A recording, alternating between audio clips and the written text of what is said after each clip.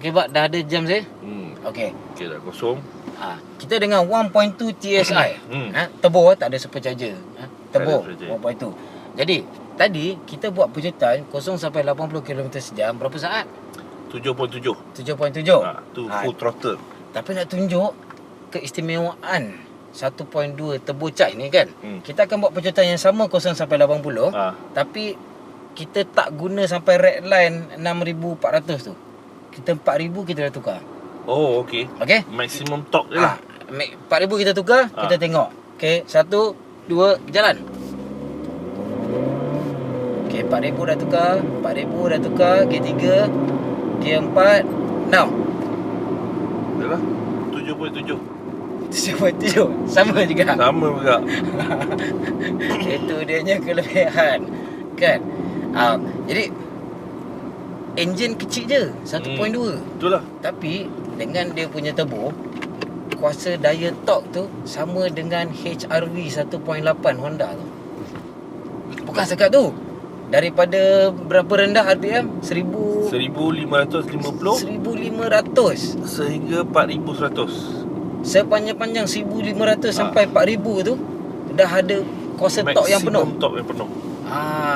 Selain daripada yang jalan tegak yang pecutan laju tu, kuasa torque yang ada tu juga membantu masa jalan liku-liku naik turun bukit. Enjin ni sentiasa dalam kuasa yang mencukupi. Kita rasa relax je bawa. Tapi ni juga yang orang ramai tanya, ada banyak isu kan. Yalah, DSG 6 kelajuan dry clutch ni. Sebab tu yang Polo Sedan. Yang itu diperkenalkan, yang buat terakhir ni diperkenalkan hanya dengan 1.6 MPI. Ya, dan kotak gear 6 kelajuan automatik. Sebab dia tak nak ada apa-apa masalah. Bagi 1.6 multi-point injection, bukan direct injection. Jangan terlalu high tech kan. Tapi tetap enjin yang bermutu tinggi dengan 6 kelajuan yang terbaik dalam kategorinya lah kan, dengan segmen B. Tak ada isu, tak ada hal. Tapi dengan segmen B baru ni, sedan ni, Vento, diperkenalkan semula 1.2 TSI ni. Betul lah, mungkin dia dah ada terima apa, keyakinan sikit Dia dah buat ada pembaharuan ke. Itulah harapnya lah kan. Sebab kalau betul dia dah buat pembaharuan, ini kau ingat dia apa? Arcade Jadi nak pesan juga sistem dual clutch ni. Sekarang dah ada hill hold function. Jadi hill hold function ni dia untuk di lereng bukit, cerun bukit kan, kita boleh lepaskan brek, lepaskan minyak, dia membrek secara automatik. Pakai brek di tayar tu. Dia penting sebab transmisi dual clutch ni kena ingat, dia lebih kurang macam bawa manual ada clutch kaki tu. Kan? Dia sama je konsep dia. Cuma ada robot lah kat bawah tu, dia tekan clutch. Dia ada tu tolong robot tolong tekankan clutch tu jadi kaki kiri kan. Tapi bila kita dekat bukit, kita tak boleh imbangkan kereta daripada undur ke belakang dengan pakai clutch, half clutch. Nanti dia terbakar lah. Terbakar, haus kan, boleh seize, boleh jam kan. Jadi masalahnya banyak orang bila pandu dual clutch ni yang automatik, dia buat macam tu. Jadi bila macam dekat traffic light ni pun dia banyak creep tu macam mengesot, merangkak. Ya betul. Nak jalan ni kan terus. Terus pergi je. Bukan suruh pecut, tapi nak jalan ni terus pergi je, jangan. Dan bila dah berjalan, dia punya kelancaran transmisi tu memang menarik. Dia siap ada coast function. Macam mana tu? Cerita sikit. Dia macam lepaskan clutch tu sekejap. Bila kita lepas minyak. Bila kita lepas minyak, untuk dia tak ada senggut bila kita lepas. Dan bila kita masuk ke S ni, kalau kita bawa laju sikit, lepas tu kita break, dia siap turun gear sendiri tu. Dia turun gear sendiri tu. Jangan main-main. Dan penjimatan minyak tu pun sebenarnya daripada fungsi DSG ni jugalah. Dekat tahun saya dapat 7.6 liter per 100 km. Itu tengah dalam jam semualah. Betul-betul berhenti sejam perjalanan dalam jam dekat KL. 7.6. Saya pula pandu dekat Lebuh Raya kurang 5.5. Masa mengikut panduan media rasmi motosikal ke Pulau Pinang. 5.5. Pada kelajuan 110 lah. Okey. Jadi kalau digabungkan tu, kalau kita tengok kita punya test ni pun, kita dah jalan 677 km. Ada anggaran range dalam ni ada lagi 80. Dia boleh dapat 750 km. Untuk tangki 55 liter. Oh, dahsyat.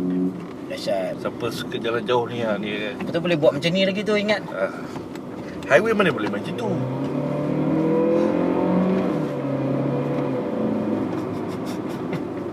Lepas tu digabungkan pula dengan kereta yang sangat ringan dia lagi ringan pada Proton Iris. Tapi sama solid kan? Rasa solid. Rasa solid, mantap. Lepas tu dia punya pengendalian dia memang rasa macam kereta berat. Continental tu. Continental sungguh German lah. Tengok steering ni, Pak. Racing. Sport steering dengan jadi orang-orang yang ni. Orang-orang yang besar macam saya ni boleh masuk keluar senang. Dia bukan adjustan bawah, depan belakang boleh ni. Tapi dia macam sports car, rasa sedap ni kan.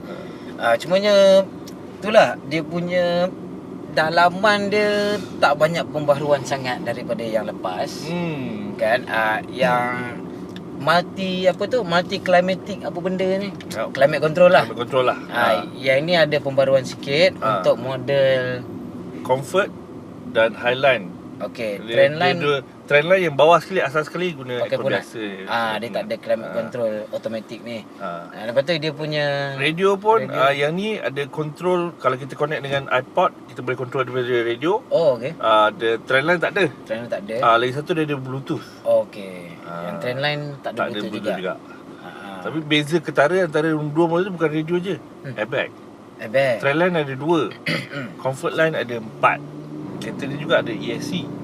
Ada ESC. Penting tu sebab dengan daya torque yang sebegitu banyak. Memang mudah untuk pusing daya semua. Tambah kalau jalan licin. Tapi model Highline je lah. Sebab Comfortline dengan Trendline guna enjin 1.6 MPI. Itu tak perlu. Itu tak perlu. Walaupun horsepower sama. Kuasa 105 PS juga. Tapi torque tu beza banyak. Puas hatilah dia punya brake feel tu semua. Sedap kan? Macam kita bawa pergi muar tu kan. Dia punya rasa steering dia, dia punya berat pedal dia. Meyakinkan lah. Tengok. Ini betul lah enjin dan transmisi ni kan. Tengok. Relax je dah gear 4, gear 5, gear 6. 80-90 km sejam. Selain daripada itu, ciri-ciri dalaman yang ada pada segmen B sedan yang dulu, macam corong aircon di belakang, cruise control, dan pelaras tinggi lampu, semua tetap ada lah macam dulu, dikekalkan dan disambungkan dalam model ni. Jadi bahagian luaran ada apa perbezaan tak? Nampak rim ada baru? Rim baru untuk model ni. Highline. Thailand dengan Comfortline guna rim yang lama, nampak lama tu. Tapi yang ketara dia lampu dan bonnet depan dan lampu belakang. Dia nampak macam guna LED tapi dia bukan. Model sebelum ni dia macam nampak macam kecil sikit. Tak tahu kan? Ni nampak luas sikit. Ni nampak macam lebar sikit. Touching sikit-sikit je, itulah. Ada 2 perkara yang saya macam tak puas hati sangat tentang inilah rasa Continental ni. Nampak tak? Rasa tak tu? Dia sibuk sikit lah. Sebab rasa Continental tu tak pula rasa dekat tayar Continental ni. Itu yang pelik tu kan. Nama Continental apa? Premium Contact 2. Tapi macam kurang premium sikit. Mungkin saiz kot. Saiz 16 inci ni dia Premium Contact 2 dia tak dia premium budget sangat. Premium lah. Budget premium. Tapi mungkin dia sporty juga. Mungkin juga sebab Dia tak bulat langsung kan tepi tu, sidewall dia. Sidewall dah tegak. Dia tak kendor langsung. Ah. Dia betul-betul tegak. Walaupun Lepas kita dah tu, check dia punya pressure dia dah tekanan angin cukup 31 depan 29 belakang. Lepas tu dia punya lebar pun 215 kan. 45 series. Siri 45. Nipis tu sebenarnya. Jadi tak, sebab dia 215 dia taklah nipis sangat. Taklah Tapi nipis sangat. kalau mungkin kekalkan 15 inci elok kot kereta ni kan. Cuma pengendalian dia sedap lah sikit. Dia sepatutnya sport contact ni kot. Dia silap cop premium contact. Jadi sebab tu juga dia ada bising sikit. Dia ada bunyi tayar. Bunyi tayar kan. Itulah bila kereta ni kedap bunyi tau. Sebab lori kita bercakap. Kita lori bercakap ni rasa macam suara kita bergema sini je. Lori lalu, motor lalu tak dengar sangat luar. Tapi bunyi tayar tu agak ketara. Tapi mudah je. Tukar je lah tayar. Pakai dapat tayar high end sikit kan. Bila dah habis lah. Lepas tu pula ni ada dengar sikit macam bunyi angin lah dekat sini. Tapi pada kelajuan yang sangat tinggi lah. Kelajuan yang boleh dapat wifi yang mahal lah. dapat wifi mahal. Betul. Jadi secara keseluruhan enjin dan transmisi ni betul-betul transformasi lah kereta ni. So bandingkan dengan segmen B sedan yang dulu, taklah nampak sangat dia punya perubahan, perombakan kan, keseluruhan kan. lebih kurang. Bandingkan dulu, sekarang lagi nilai lebih baik untuk yang enjin MPI. Betul kan? Okey, dah penghujung dah ni. Kesimpulannya, apa rasa kalau nak jadikan kereta ni segmen B yang sempurna? Reverse camera. Multimedia screen besar.